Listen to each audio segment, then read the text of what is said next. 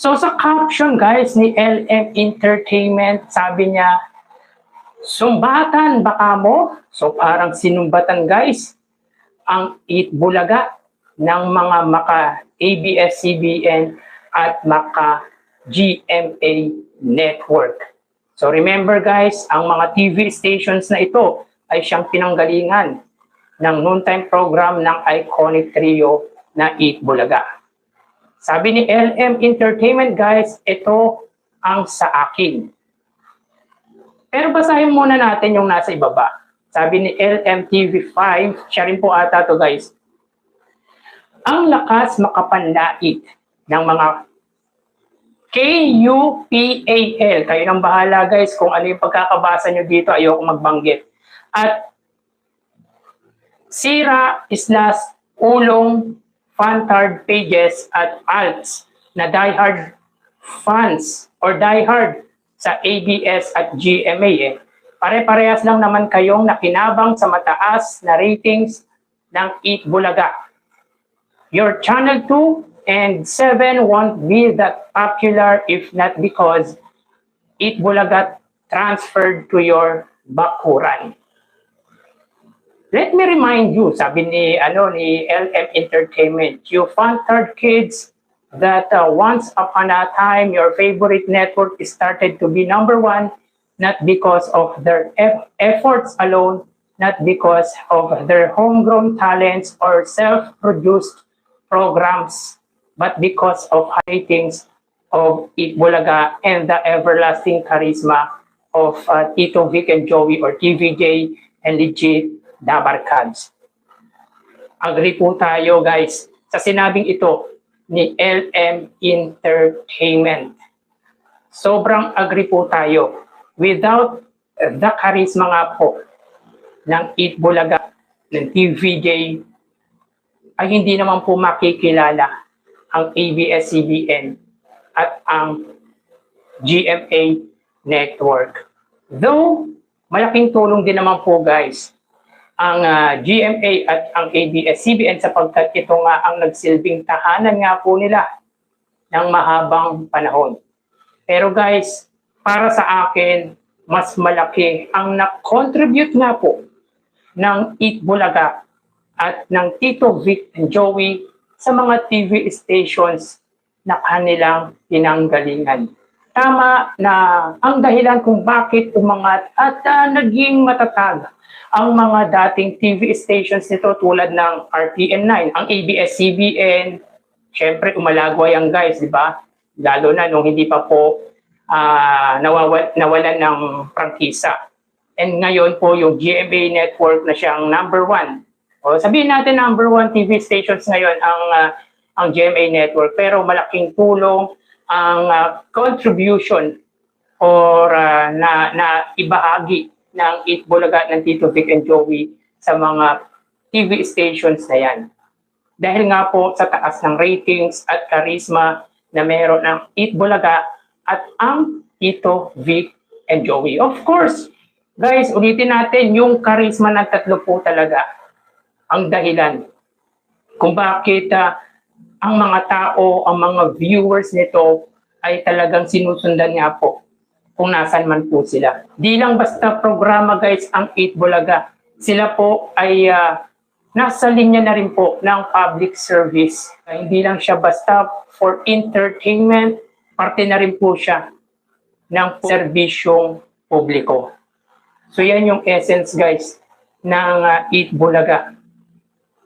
Di lang yung charisma, kundi yung saya, tulong na ibabahagi nga po ng legendary trio. Kaya hindi makatarungan guys para sa akin. Hindi makatarungan na maliitin ayon nga kay LM Entertainment ang Eat Bulaga ng mga supporters ng anumang pong TV stations.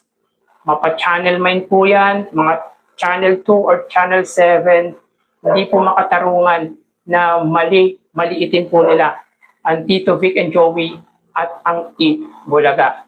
Dahil kung contribution lang guys ang pag-uusapan, mas hamak na malaki ang naiambag mas malaki ang naiambag ng Itbulaga, ng TVJ sa TV stations ng mga napuntahan po nilang tahanan. Guys, haligi ang Itbulaga, haligi ang TVJ institution kung maituturing, di ba?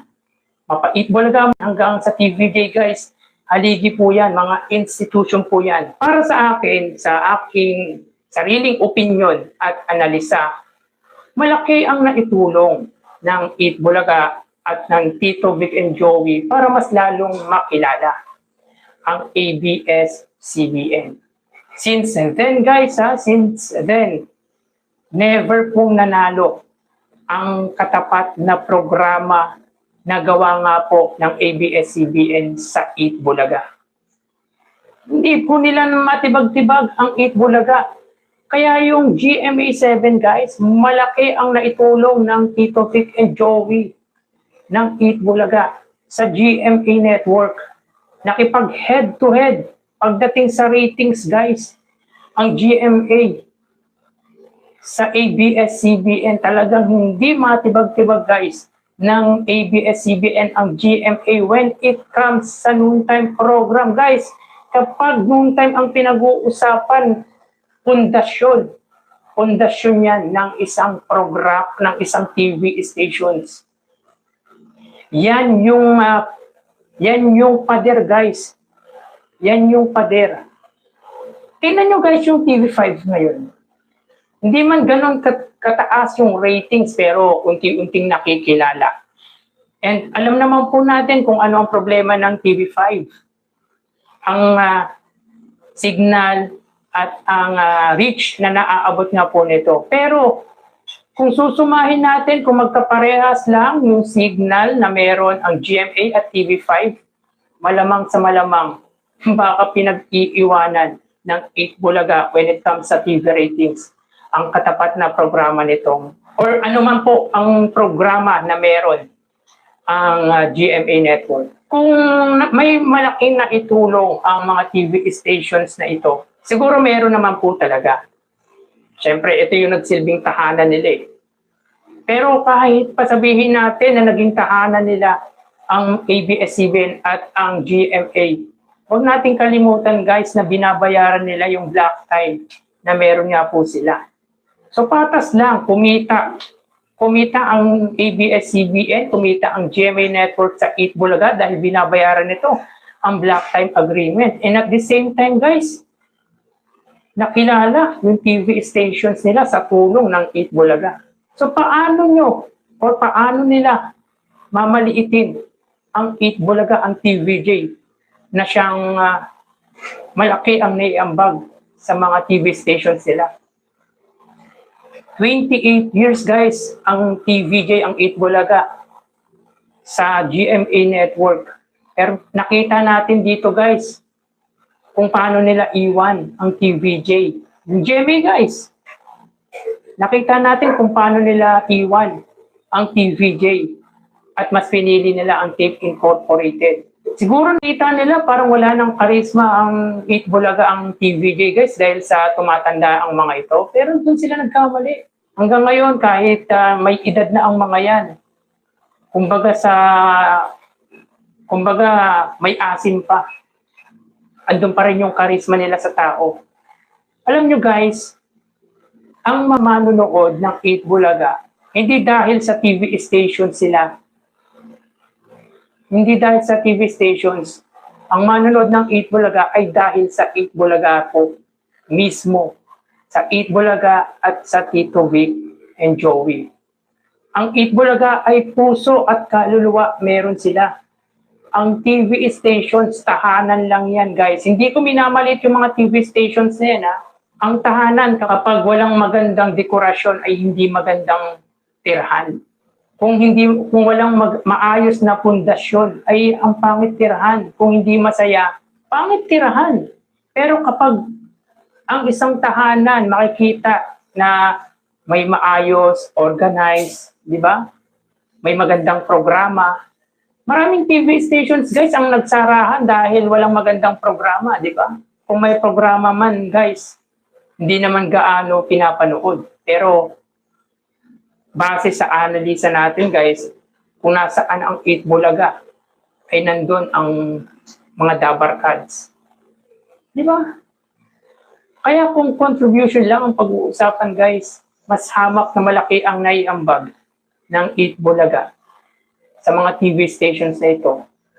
Di ba? Isipin nyo, Channel 2 nakilala, Channel 7 nakilala. Kaya wala silang dapat isumbat. Hindi nila kailangan maliitin ang 8 Bulaga. Binabayaran sila nung time ng may black time agreement sila. So, sobra-sobra guys, di ba? Kumita ka na, nakilala ka pa, sumikat ka pa.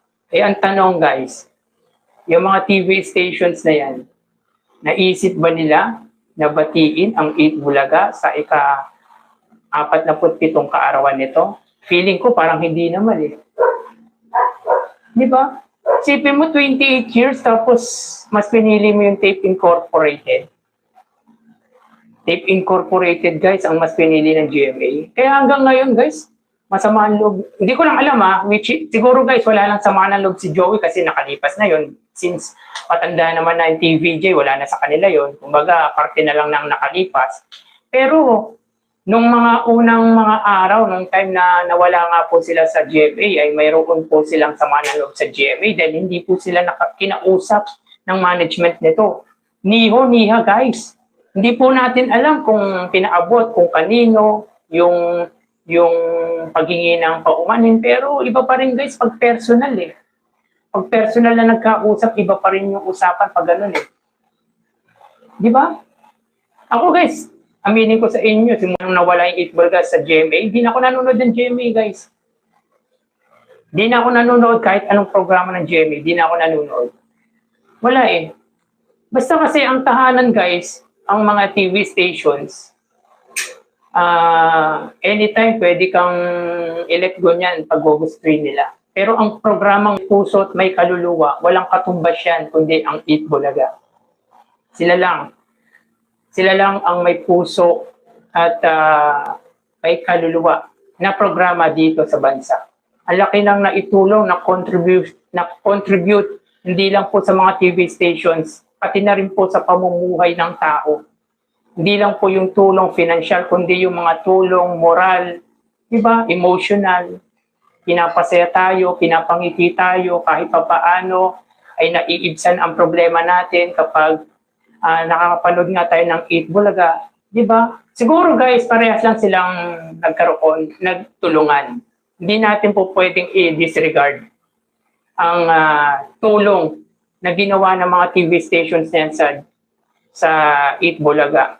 Pero totoo sinabi ni Joey De Leon kung nasan sila, magiging number 1 ang TV stations. At di po tayo nagkamali dyan. Kaya agree po tayo sa sinabi ni LM Entertainment. Agree po tayo. Sobrang agree po tayo. Without 8 Bulaga, ay hindi naman makikilala talaga ang ABS-CBN at ang GMA Network. Ang manonood, guys, pumunta kung nasaan ang 8 Bulaga, hindi dahil sa TV stations. Yun ang isang katotohanan.